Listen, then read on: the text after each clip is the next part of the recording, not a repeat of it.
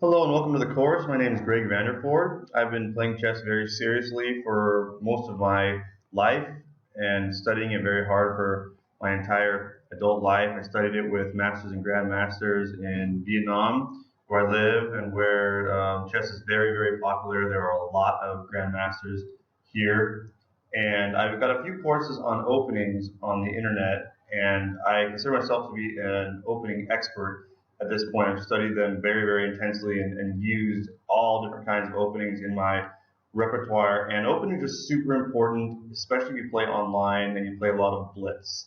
Blitz can be a game as long as 15 minutes per side. 10 or 15 minutes is still considered blitz, and even going up to like 30 or 40 minutes per side, which means like an hour long or greater than an hour long game, is considered rapid.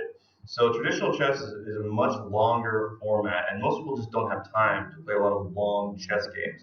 And so the openings have become even more important than ever before, because if you know the openings really well, you can blitz out your opening moves and be sure that you're making strong grandmaster moves that are considered to be the very best book moves that have been analyzed by computers and grandmasters for many, many years, especially in the case of this course, which is all about the Sicilian Defense. This is by far the most popular opening, and yet a lot of people don't really understand it. There are lots of different lines and variations in this opening that you can go into depending on what your opponent plays.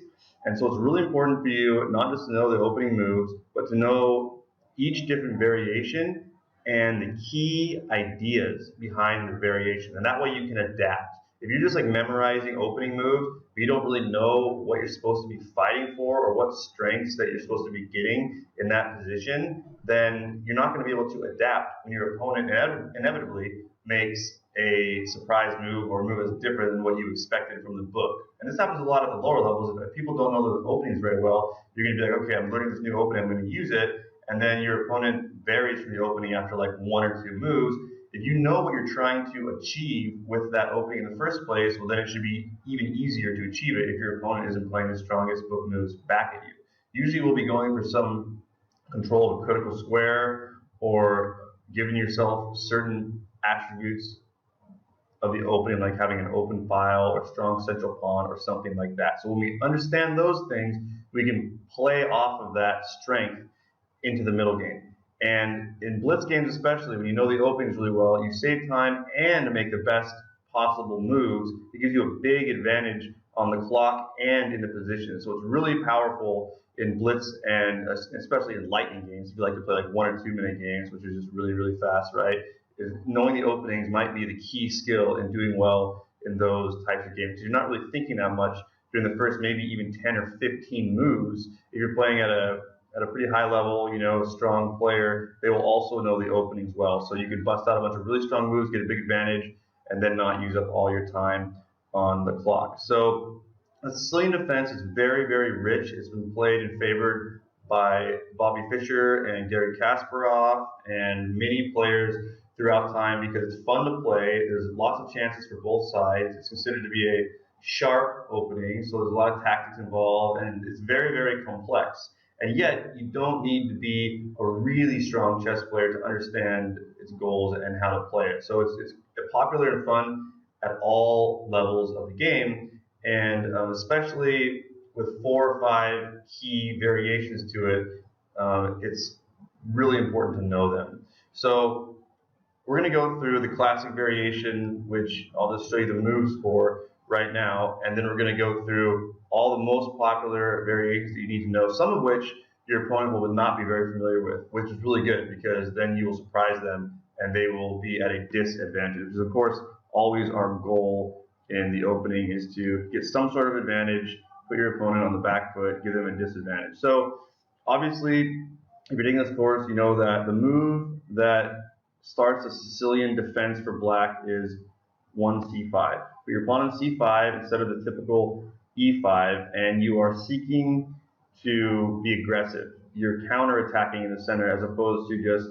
mimicking white's first move and having symmetry, which is considered a strong move, but it's more passive, whereas this is much more active. You're seeking active play as black in the Sicilian defense.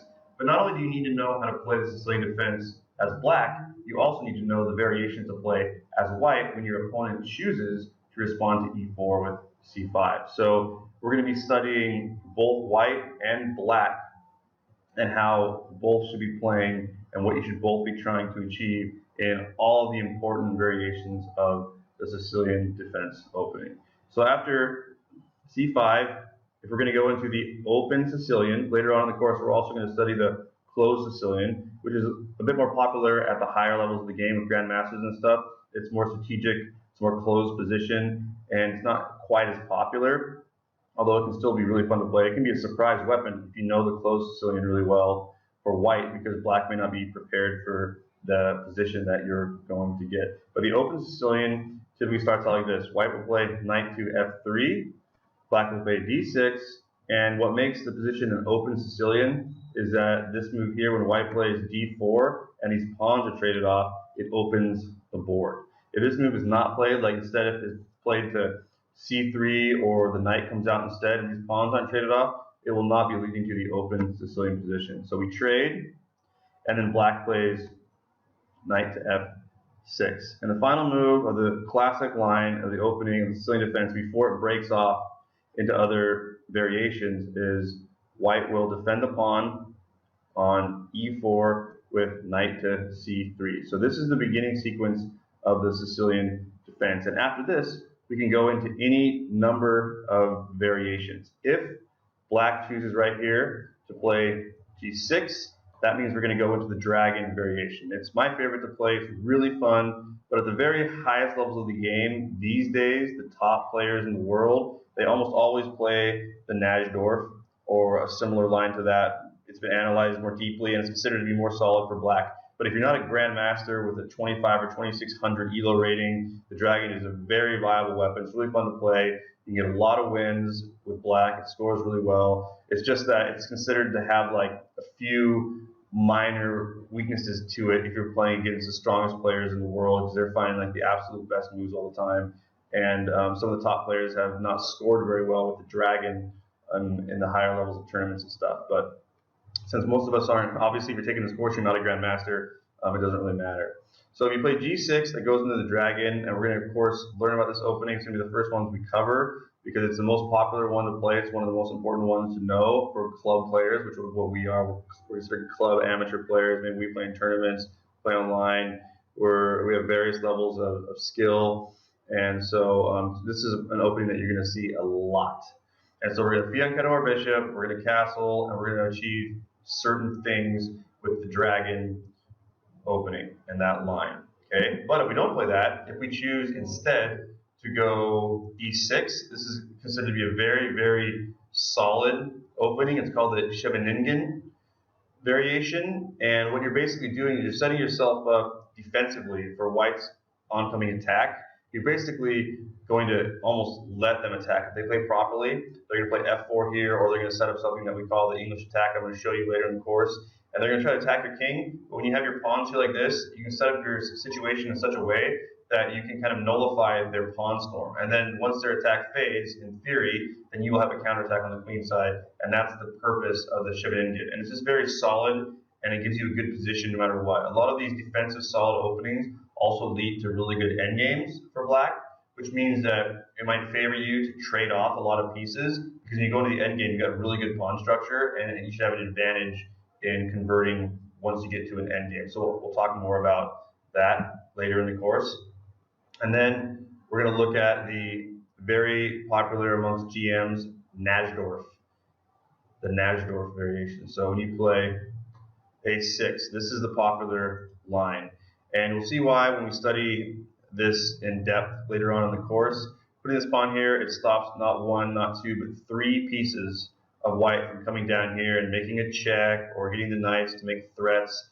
And so this stops that, and then it leads to another rather aggressive opening position, opening posture, where black has a lot of good chances to attack on the queen side while also having a really solid setup. And so this leads into the opening that Gary Kasparov and Bobby Fischer both loved to play and scored very, very well with. So that move marks the beginning of the Najdorf variation, and we will see how that one continues later as well. We're going to look at a whole bunch of different variations in each one of these openings, because you need to know lots of variations. You can't just need to know the opening moves. You need to know if your opponent plays this or that, what do you do then? And then finally, we're going to look at the closed Sicilian. So as I mentioned, if somebody doesn't make this d4 pawn move and trade right here, what type of an opening are we going to have? Normally the closed Sicilian will actually start out with white playing their second move, knight to c3 instead, because they're aware of the fact that these open Sicilians have a lot of chances for black and a lot of dynamism in the position for black. That's why we choose to play the Sicilian defense. So when they play the closed position, they're trying to take all that away from us and go into a more tame and strategic type of position. But that's fine. If we know this opening as well, we play knight to c6 instead, and usually both sides will fianchetto the bishop, and you're going to be playing a different type of setup, and most of the time black will not be all that familiar with the closed Sicilian. So they may not know exactly what to do, and that gives you an advantage. So normally we might see both sides fianchetto, and basically what white's doing in the closed position is they're giving themselves a position that looks like the King's Indian attack, which is where you fianchetto your bishop and you put your knight over here on e2 instead of f3, because later on we're going to prepare for this f4 pawn push. When the position is closed, then it's more safe to move the king's pawn forward, or any pawn in front of the king forward. And so I'm going to show you guys how later on in this position we're going to be able to play this move at the appropriate time, and we're going to attack the king. So even though this is the so-called closed Sicilian, if white knows how to play properly, white gets a really good attack anyway, even though black's trying to avoid that aggressive pressure from white and keep the position closed. We can see that we can line up our pieces, and at some point, depending on what moves are played in at one point in the game, we will be able to maybe break open the king position and attack the king on this side. So we're going to go into a whole bunch of different lines of this opening as well. So the Sicilian defense is really fun. There's a lot to know. It's never ending. And the more you learn how to play different variations, the more you're going to enjoy playing in blitz games, and the better you're going to score. So I hope you guys enjoy the course. And the next lesson, we're going to go straight into the dragon variation.